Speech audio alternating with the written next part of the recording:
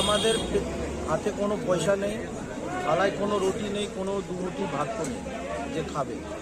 শ্রমিকদের অবস্থা খুবই খারাপ।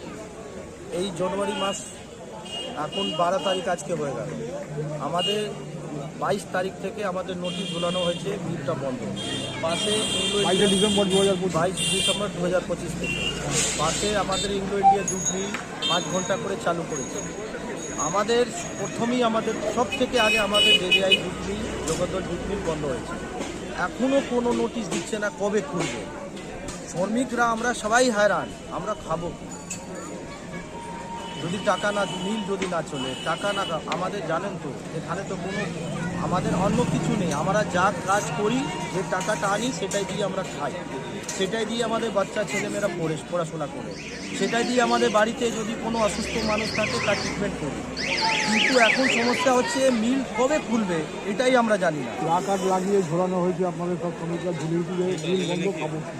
ঠিকই তো আমরা একটাই বলছি, একটা আপনাদের চ্যানেলের মাধ্যমে আমরা এখানে রাজ্য সরকারকে আমরা দৃষ্টি আকর্ষণ করতে চাইছি জেজেআই জুট মিল নিয়ে, কি আপনাদের রাজ্যে এই মিলগুলো চলছে, পাটের বাহানা নিয়ে আজকে মিল এতদিন ধরে বন্ধ করে রেখেছে।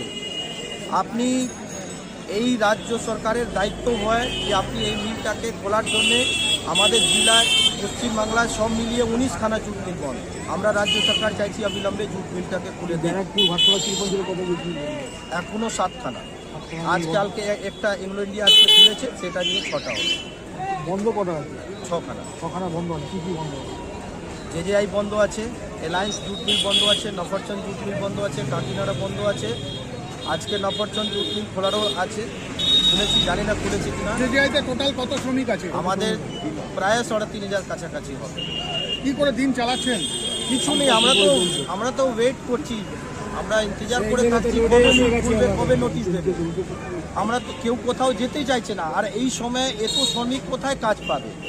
যে কাজ দিচ্ছে সে কাজের মতো কত। এখন দেখছে সমস্ত চটকল বন্ধ আছে, তারা 200-150 টাকা মজুরি দিচ্ছে, আর 12 ঘন্টা কাজ করো, বেশি কাজ করাচ্ছে, তারপরে টাকা নেই, বলছে 2 দিন পরে এসে নিয়ে যাও। অবস্থা খুবই খারাপ চটকল মহল্লাদের, চটকল বস্তিতে সবাই না খেয়ে বসে আছে। অনেক শ্রমিকরা এখন কলকাতা ছেড়ে, পশ্চিমবাংলা ছেড়ে অন্য জায়গায় যাচ্ছে কাজ করতে, যেই টাকা পাবে কেন আর বেশি দিন হবে না। সমস্যা হচ্ছে কি, আজকে এই রাজ্য সরকার বলুন বা সেন্ট্রাল গভর্নমেন্ট, রাজ্য সরকারের মধ্যে যাই চলুক, এই দুজনের লড়াইয়ের মধ্যে চটকল শ্রমিকরা আর চটকল শিল্প পুরো ধ্বংসের দিকে চলে যাচ্ছে। এটাকে বাঁচাবে কে? আপনার নাম? রঞ্জিত কুমার মণ্ডল, বেঙ্গল চটকল মজদুর।